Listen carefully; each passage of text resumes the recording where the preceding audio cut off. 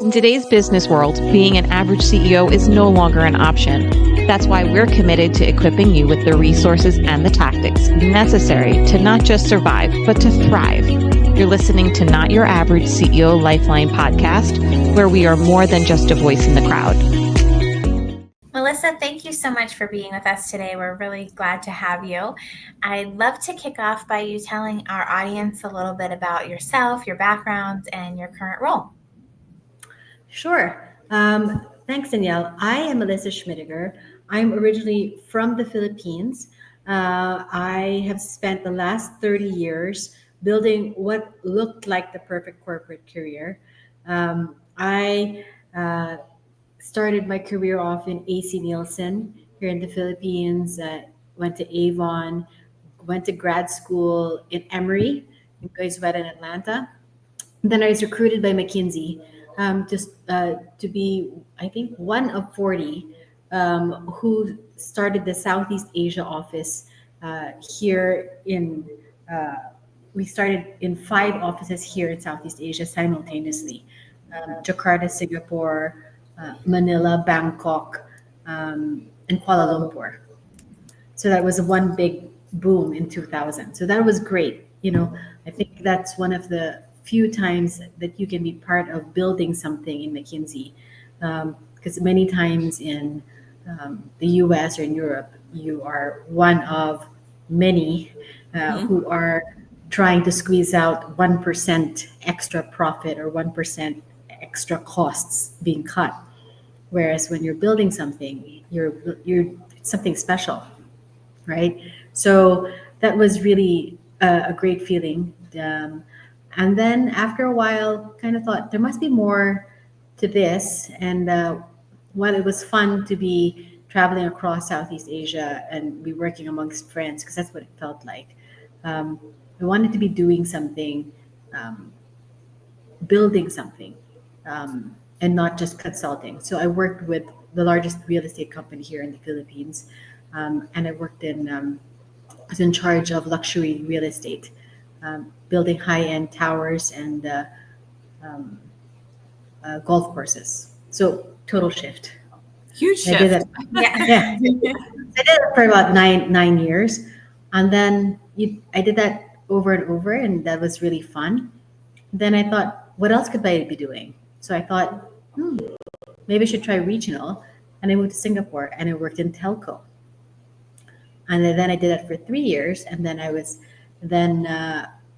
headhunted by Credit Suisse, and I was brought to Switzerland. And then I was the global head of research and insights. And I stayed there in Switzerland for 9 years. And my last role was global head of employer brand marketing. I stayed there. I got married there, found my husband there. And by the time Credit Suisse was merged with UBS, I made a decision to leave banking and become an executive coach. And that's where I am now. I'm the founder of Bravo Darlings, and I help senior professionals at pivotal moments in their careers, and to do so without burning out, because I believe there's a better way. There's definitely a better way. There's certainly a better way, and we're here to talk about it today. And what an incredible journey you have had. Thank you for sharing with us and the experience that you've had and you're bringing to the table. I'm excited to dive in and pick your brain a bit. So what was the pivotal moment for you? What were you feeling? What were you thinking when you decided to start your own executive coaching business? Was it something happened? What was the trigger for you? For several years, I was recognized as a marketing and insights expert. The products I built, whether it was a 48-story luxury tower or a consumer insight panel, we won awards. And I loved cracking the code of understanding what people loved and experienced and how to deliver it repeatedly. They were not one-off things, right? So I could do it over and over again, and I could teach people how to do it. So that's what I loved. I loved teaching people how they could replicate the experience. And I started going on the speaker circuit, And I loved sharing the expertise, but then I wasn't quite as fulfilling, right?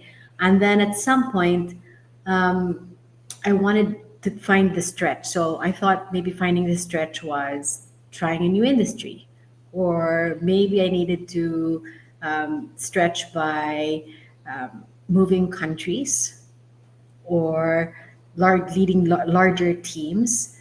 Um, and then at some point, I realized maybe being an expert wasn't so great anymore, right? Because and what I really loved was the building of the teams, right? And developing people. And at some point, when I usually felt that once I found my successor, it was time to go. And it was during COVID, actually, when I spent a lot of time on calls, especially this was the time of organizational restructures in Credit Suisse. My husband heard me on the calls.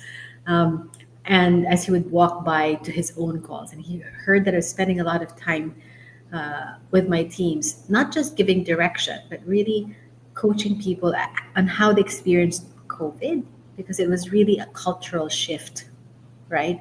But also, um, I think it really shifted for a lot of people, but also how to work through the restructures and how to deal with that. And he told me, "You're spending a lot of time coaching now, aren't you? But you're also getting a lot of energy from it." And when he noticed that, it really made me pause. And I thought, this is not about my expertise anymore. This is something else. And it made me notice.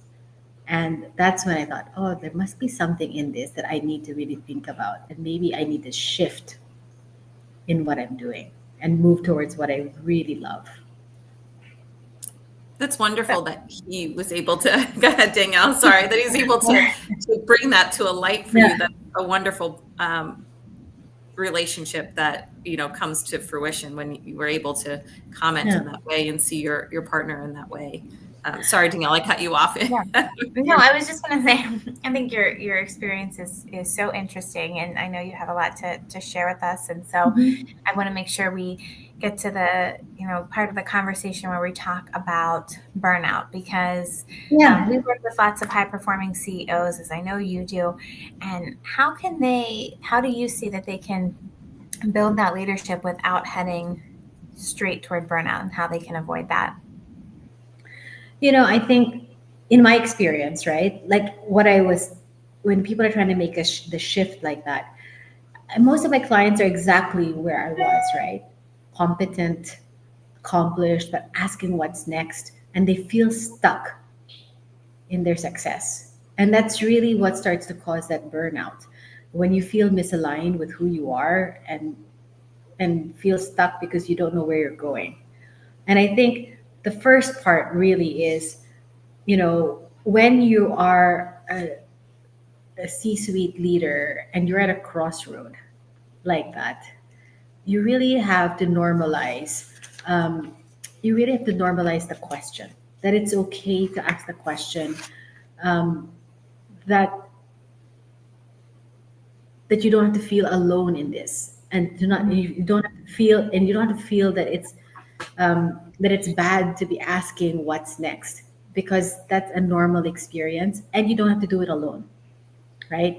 And there are four crossroads that I see, right? One is some people really get bored with the industry they're serving because they've been doing it for so long and they want to try to stretch to something new. But sometimes they fear that they lose the expertise that they've had because they are experts, right? So I've done everything here, but I'm scared to move. The second is role reimagination. I know I'm capable of more, but I can't see what more looks like, right? And the third is post corporate planning. Sometimes you've worked 30 years like I did, and what's my next chapter after corporate? And then the fourth is the strategic pause navigation. Everything's changing, and who am I in this new phase? And sometimes this really is something for women, especially after kids, you know, husband's retiring or I'm retiring. What does this next phase look like, right? So any of these four crossroads, it's very, when you have this feeling of stuckness and you start to feel paralyzed, that can lead to burnout. And that's when you need to start reaching out and start feeling, I need to move versus feel stuck. And Yeah. the first step really is create that space to think, right? And give yourself the permission to step back and ask, what do I really want? Yeah, absolutely. I think those questions are all really, really important. In addition to asking yourselves those questions, where do you think the mindset shift comes into place, um, so that you can scale without sacrificing all of this clarity that you've just uncovered? Yeah, I think there's a few key mindset shifts, right? Like if you think about it, there's we often are told you should be grateful, right? And then there's this toxic positivity, like, oh yes, we should be grateful. Let's make our gratitude lists and we write it down. And then, but why don't I feel grateful? I've achieved everything. I've had clients tell me I cannot overpresent how successful I am, and yet it still feels empty. And they feel really rageful that they don't feel happy enough because they should feel grateful. Because there's this emptiness to that because they haven't planned for what's next, and that's what they feel anxious about. So the shift should be from I should be grateful to I deserve what I want. But if you're not clear about what I want, that's very difficult. So first, deserving what I want. So gratitude is important, but it becomes toxic and keeps you stuck in situations that drain you if you're not clear about what you want, right? Yeah. The second is from starting over to pivoting up.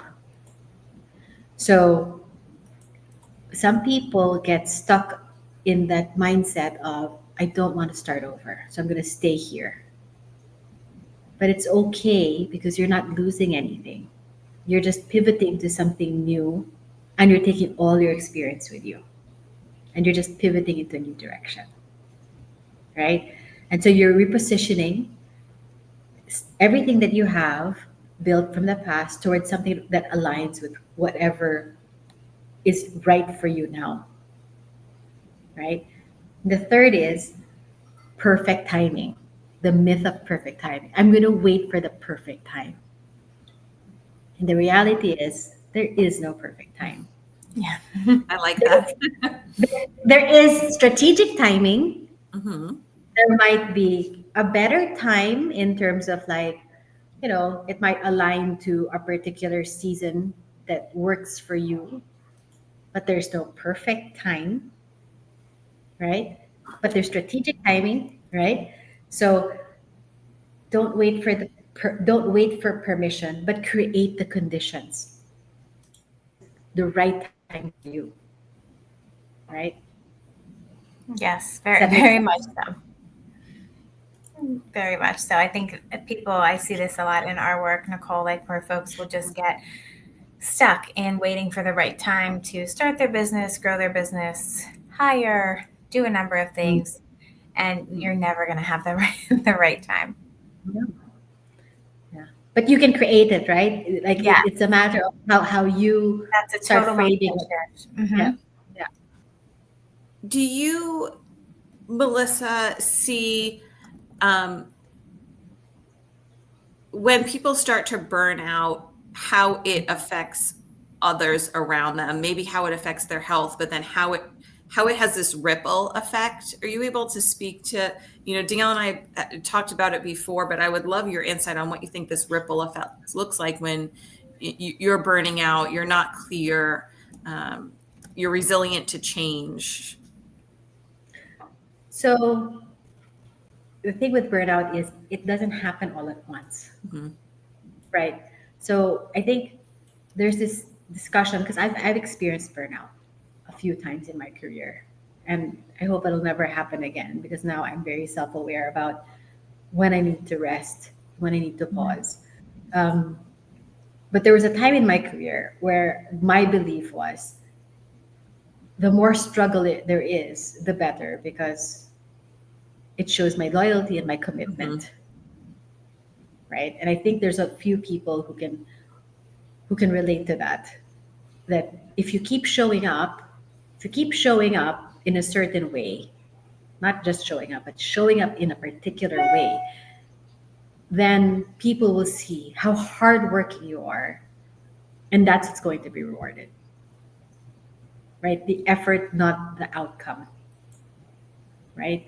And so I really put in the hours, and the problem with that though is you burn yourself to the ground, and no one is served when you are sick, unable to deliver, unable to think clearly, and also upset and resentful and a little angry bear. Because that's eventually what you become, right? You're a resentful, angry person. Yeah. And you are not a joy to be around. So when you ask what is the cost of burnout to the team, there is a study that shows the performance, the highest performing person impacts 20% of the people around them, right? So if you're a high performer, you impact the 20% of people around you. Well, that also goes for the people who are like really angry and upset. You also impact the people around you. So if you're a little angry person, upset, swearing, unable to deliver, you also have a ripple effect, right? Doesn't serve when you're sick, calling sick because you're taking a mental health break because you can handle it. And then you have, 10, 15 days unable to really calculate when you're back. Or you just fall sick constantly, because when you're that kind of sick, it's not normal anymore. Like I had a friend who was sick because her stomach lining just kept, it was terrible because she wasn't eating and she didn't realize it was from stress. She just couldn't eat at work. And that's the kind of sickness that, how do you calculate what that does to your body over time? Right? Yeah. And that you can't. Right? So what does that do? How does that impact your ability to make clear decisions? How does that impact your ability to be a good team player? When you don't sleep well at night, we have all seen studies that people can't drive properly. Then how can you drive a meeting? Right? So it's actually a responsibility for you to show up at your peak health at work. Right? And this is something that I'm not sure that it's a big mindset shift to say that I am going to show up at my best because it's good for all of you. Not for me, but all of you and all of us. Because it feels selfish, but it's not. Thank you for bringing that awareness to our listeners, because it is, if it's not front of mind for you, if you're not aware and cognizant of it, you do fall into these traps. And I think when you are falling into that trap, and maybe you are the angry bear, it's hard to reflect on that, where you've become, unless someone brings it to your awareness. So I'm hoping those that are listening can be self-aware of the point that you're at. If you're at burnout, if you are getting to that stage, do you feel like the slow burn has been there? Because it does. It affects you. It affects the team. It affects whoever may be in your life. And living your life in that way is not optimal either. The other thing to do, actually, because it's another thing to say, look, you are at burnout and you need to manage it. But the conversation to have as a team is also a compassionate one, and to say, how can I help you? And what do we need to do and change as a team so that we are all healthier? So if the person is not so great at setting boundaries, start creating boundaries that we all honor. So for example, time blocking and saying, we are not going to have meetings past 5, and do that as a team commitment. So that person really also starts living to that, because it's hard for one person to do it if the rest of the team constantly pushes against that, right? So it's also about creating an awareness that it's not just one person's responsibility, but also to behave as a team. Yes, absolutely. Yeah, and